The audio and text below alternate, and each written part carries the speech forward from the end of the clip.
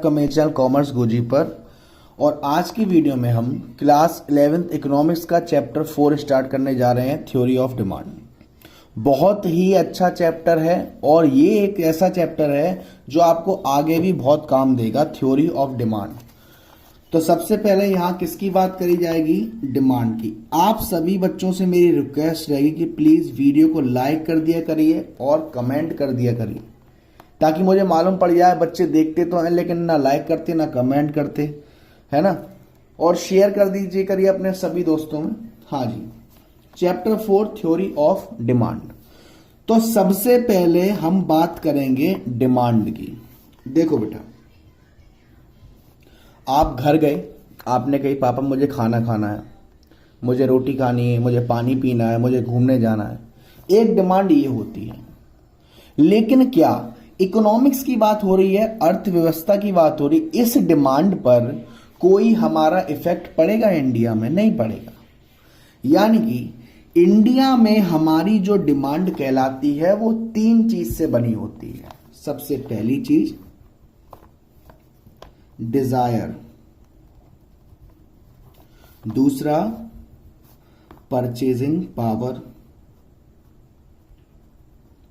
और तीसरा willingness to spend. Willingness to spend.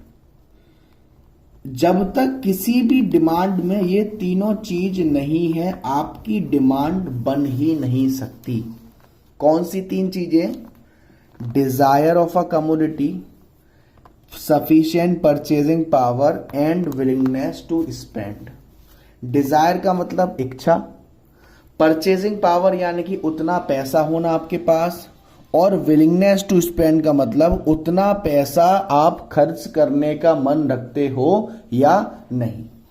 Example देते हैं एक।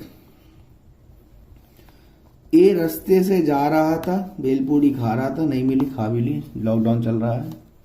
ए जैसे ही यहां से जा रहा था उसे एक दुकान दिखी। उस दुकान के अंदर मोबाइल रखा हुआ था बढ़िया सा। ए के पास ना पैसे थे, और जब पैसे थे ही नहीं तो विलिंगनेस टू स्पेंड तो बनेगी नहीं। उसकी इच्छा थी, बस वो दुकान पे गया, मोबाइल की रेट पूछी और आ गया। मोबाइल की रेट कितनी है सर? 10,000 रुपए। अब ये बताओ, डिमांड के तीनों पॉइंटों में से कौन सा पॉइंट था यहां पर? यहां सिर्फ क्या थी? डिजायर थी, इच्छा थी। दूसरे दिन वो 10,000 रुपए लेके आया और दोबारा दुकान पे गया। इस कंडीशन में क्या है? अब वो गया दुकान पर कि भाई साहब वो कल जो मोबाइल था वो मोबाइल दे दीजिए, 10,000 रुपए में लेके आया। उन्होंने कहा कि बेटा वो वाला मोबाइल तो सेल हो चुका, उसका दूसरे कलर में है लेकिन वो 2,000 रुपए महंगा है। वो अभी भी मोबाइल नहीं ले जा सका। क्यों? डिजायर तो थी, विलिंगनेस टू स्पेंड भी था, लेकिन उतनी परचेजिंग पावर नहीं थी। वो अगले दिन 12,000 रुपए लेके आया। भाई साहब वो जो मोबाइल था वो आप दे दीजिए, मैं 12,000 रुपए लेके आया हूं। दुकानदार ने कहा जो 12,000 रुपए वाला था वो तो नहीं है, सेल हो गया, लेकिन जो आपने फर्स्ट डे देखा था 10,000 रुपए वाला वो मेरे पास अवेलेबल है, आप ले लो। तो उसने ले लिया। डिमांड कैसे बनी? डिजायर तो शुरुआत से ही थी, विलिंगनेस टू स्पेंड भी बीच में आई, और अब क्या हो गई? परचेजिंग पावर भी हो गई। तो आप क्या कह सकते हो इकोनॉमिक्स की लैंग्वेज में? डिमांड क्या होती है? Demand refers to desire of a community having a sufficient purchasing power and willingness to spend. अब डिमांड के बाद एक और चीज आती है जिसे हम कहते हैं quantity demanded. Quantity demanded. Quantity demanded का मीन होता है कि कितनी मात्रा में कौन से गुड्स आपने डिमांड करे। आप जाहिर सी बात है, राशन का सामान आपके यहां सबके यहां आता होगा, तो आप एक लिस्ट बनाते हो, ये वाला सामान इतना, ये वाला सामान इतना, ये वाला सामान इतना, ये वाला सामान इतना। ये क्या है? क्वांटिटी डिमांडेड है। फॉर एग्जाम्पल एक्स कोई कमोडिटी है, वाई भी कोई कमोडिटी है, जेड भी कोई कमोडिटी है, आपने x की मात्रा 1, y की मात्रा 2, z की मात्रा 3 ये मंगवा लिया। ये क्या है? डिमांड है, लेकिन किस में है? क्वांटिटी डिमांडेड है, तो इसे हम क्या कहते हैं? Quantity demanded. यहां तक कोई दिक्कत नहीं होगी, यहां तक कोई दिक्कत नहीं होगी किसी बच्चे को, है ना? हो तो बेटा बताना मुझे, अगर हो तो कोई दिक्कत। देखो बेटा,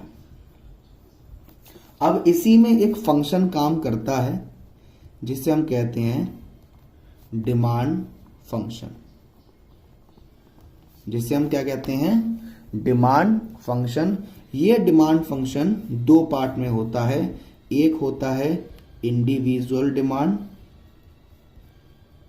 और एक होता है मार्केट डिमांड। मतलब कह सकते हैं इंडिविजुअल डिमांड फंक्शन और मार्केट डिमांड फंक्शन। पहले तो ये समझेंगे कि डिमांड फंक्शन होता क्या है। डिमांड फंक्शन का मीनिंग क्या होता है बेटा कि ऑल ओवर इंडिया में जितने भी कंज्यूमर हैं, किस किस क्वांटिटी के गुड्स वो खरीदना चाहते हैं, कितनी कितनी मात्रा में, उसकी एक टेबल होती है जिसे हम कहते हैं डिमांड फंक्शन। या एक शेड्यूल होता है कि एक पर्टिकुलर पॉइंट ऑफ टाइम पर कौन कौन कंज्यूमर कौन कौन से गुड्स कितनी मात्रा में लेना चाहते हैं। ये क्या है? एक हमारा डिमांड फंक्शन है। तो इसमें दो पार्ट होते हैं, एक होता है इंडिविजुअल डिमांड फंक्शन और एक होता है market demand function. Individual demand function यानी कि मार्केट में या मान लो ऑल ओवर इंडिया में 5 कंज्यूमर हैं, किसी भी एक कंज्यूमर की आपने डिमांड फंक्शन देखा तो वो है इंडिविजुअल डिमांड फंक्शन। सभी मार्केट के कंज्यूमर की डिमांड देखी तो वो हमारा कौन सा है? Market demand function. यहां तक कोई दिक्कत? कोई दिक्कत नहीं सर। इसी में आगे आते हैं determinants of demand. Determinants of demand यानी कि भाई आपको मालूम है कीमत से तो प्राइस पे इफेक्ट पड़ता ही पड़ता है, जाहिर सी बात है। कुछ और ऐसे भी फंक्शंस होते हैं जिसकी वजह से हमारी डिमांड पर इफेक्ट पड़ता है, जिसे हम कहते हैं डिटर्मिनेंट्स ऑफ डिमांड। तो वो भी दोनों के ही होते हैं, इंडिविजुअल के भी और हमारे मार्केट के भी। तो इंडिविजुअल के जो पॉइंट होते हैं, जो हमारे इंडिविजुअल डिमांड के कुछ डिटर्मिनेंट होते हैं, यानी कि वो पॉइंट जिनसे आपकी डिमांड इफेक्ट करती है, इनको समझाने से पहले मैं एक लॉ बता दूं जो हम आगे तो पढ़ेंगे ही, अभी बता दूं तो ज्यादा इफेक्ट है क्योंकि पार्ट 1 है, बच्चे देखेंगे ही देखेंगे। Law of demand. Law of demand यानी कि डिमांड का नियम। डिमांड का नियम क्या कहता है? Other things remaining constant. Other things मैं अगले पार्ट बताऊंगा कौन सी other thing. Other things remaining constant, अगर प्राइस बढ़ेगी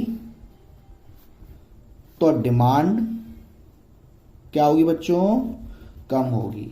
और प्राइस कम होगी तो डिमांड क्या होगी बच्चों? जाहिर सी बात है बढ़ेगी। हम इंडियन कंज्यूमर है, ये चीज तो हम बहुत अच्छे समझ सकते हैं कि जिसकी कीमत कम उसे हम ज्यादा खरीदेंगे और जिसकी कीमत ज्यादा उसे हम कम खरीदेंगे।